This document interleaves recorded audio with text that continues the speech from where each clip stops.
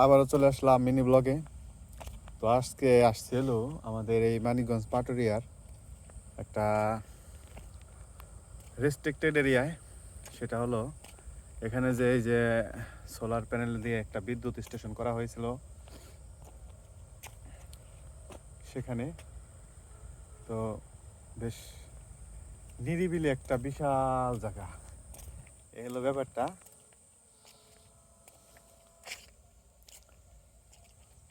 যে অবস্থা তা তো গাড়ি নেওয়া দরকার ছিল।